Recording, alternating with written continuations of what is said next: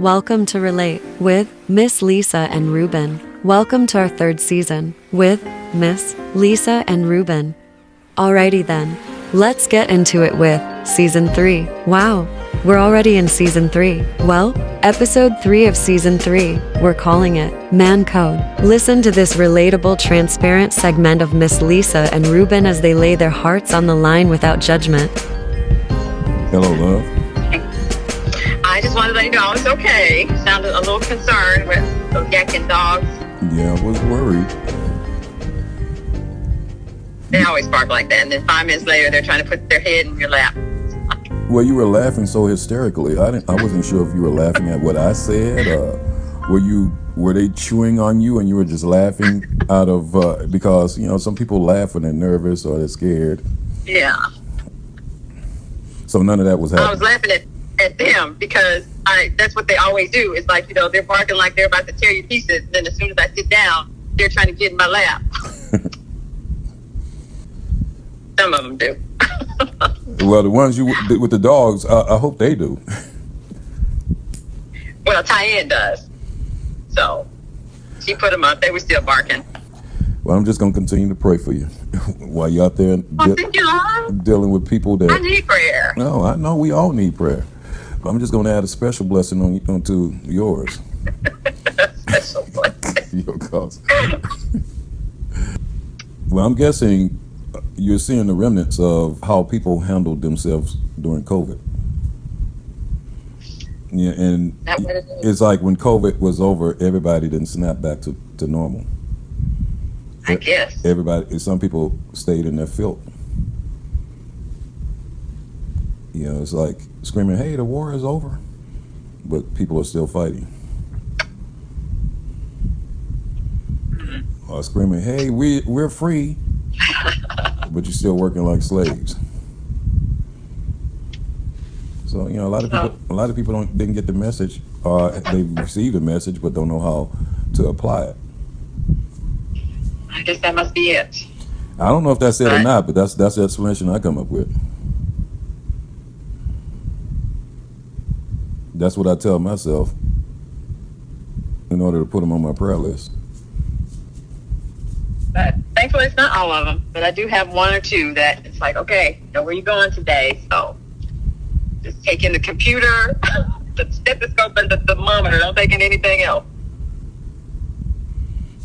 Thank God you know the situation you're walking into. A lot of people don't even know the situation they're walking into. So, well, I miss you desperately. Well, I'll take you. I'll take that. I'll miss you, and I'll raise you twice. I miss you more. Nice. Cool. I'll raise that too. I miss you more. Ooh, more. Well, that certainly has some potential. Potential is always good. Give me something to look forward to. Yeah. Good grief. They don't wait 2 or 3 weeks for my premium payment. Well, you already know the story behind that. I tell you, it's like the more you pay, the less they do. Exactly. Look at it now. Now when you go to return stuff, you got to wait 2-3 weeks to get your money back. It used to be you return something, you get your money back right away. You return it in good condition, you still got to wait days to get your money back. And it's a con that nobody's doing anything about. Biden came close to it. Hey, y'all got to tell people about these fees that y'all charging. Okay, we'll tell them, but we're going to still charge them. It's like, yay, Biden doing something about the fees. No, he just telling them quit hiding what you doing to people. Okay, you want it that way? Okay, we'll tell them that we're stabbing them in the back. But we're going to still do it. Yeah. So I have a mammogram on November 9th. I hate those things. Yeah, in the spirit of transparency, you saying that Every time you say that, my stomach quivers like like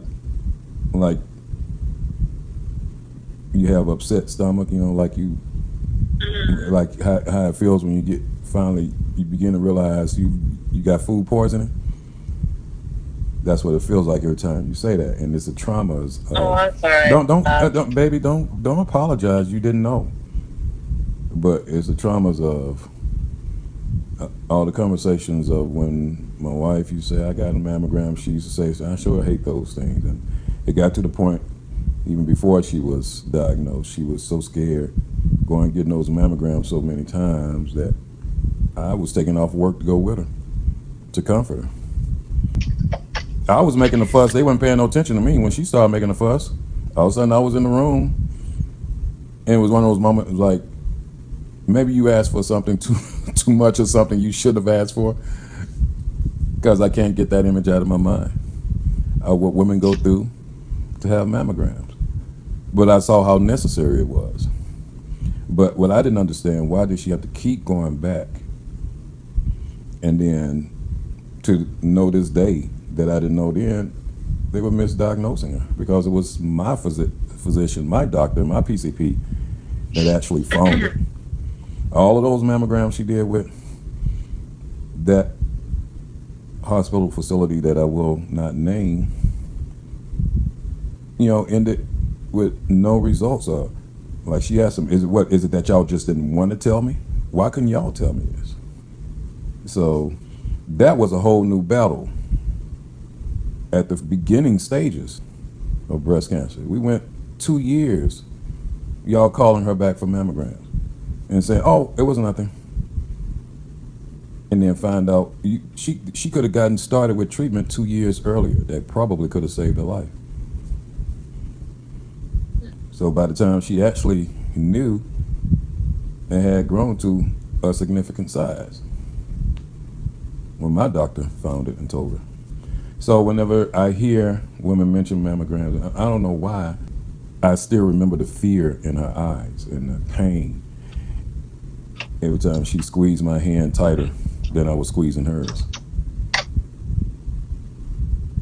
So when I hear about mammograms,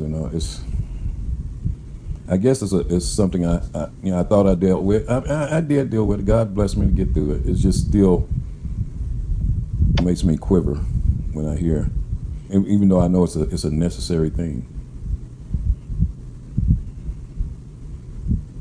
I just still deal with portions of it feeling unfair.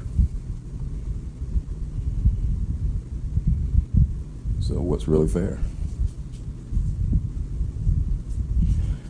So sorry, I didn't mean, but I don't want you to feel like, well, I'm never going to mention this again. That wouldn't matter, because I know every woman, mature woman or any clear thinking woman, knows that she's going to have to go get a mammogram. So it's not anything you can just hide from me. It's still there. I know it's something you're going to have to do. You should be doing as a woman. I just don't want you to stop sharing with me because you think you're disrupting my peace. It's not disrupting my peace. It's just one of those parts of life I wish we as humans didn't have to deal with, and that's cancer. But death and disease is one of the things you got to deal with. That's why you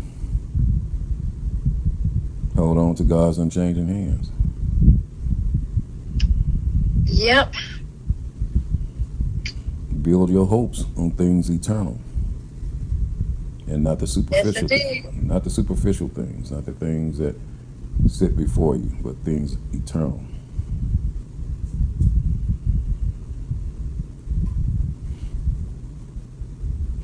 So I'm there with you, honey, when you go get it. We are not, I'm sure, I'm not privy to being in the room now with you,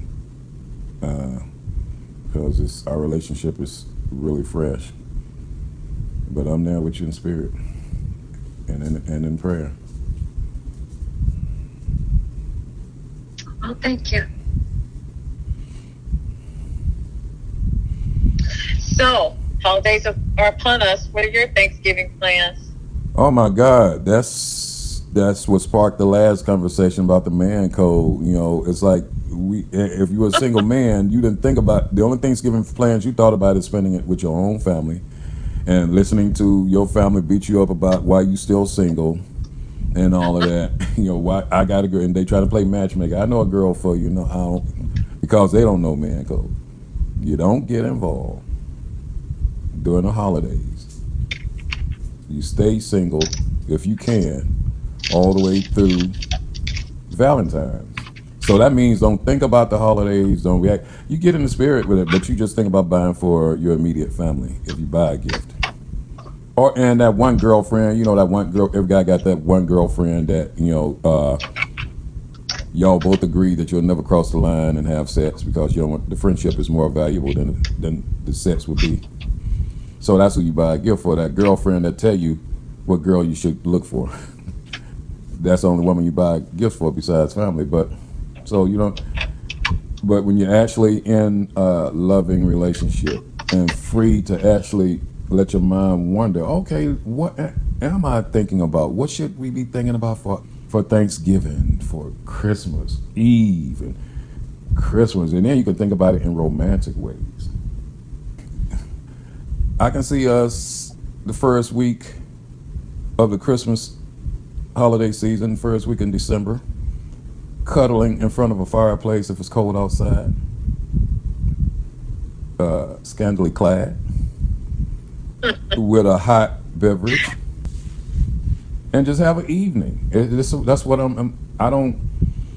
mean. When you really allow yourself to freely love somebody, you remove all the obstacles. Laying on this big fluffy rug and leaning on these big fluffy pillows in front of the fireplace, facing each other, bringing each other good tidings. Yeah. Join us again for another transparent, exciting, and opinionated episode of Relate with Miss Lisa and Ruben. Okay, family, happy dating.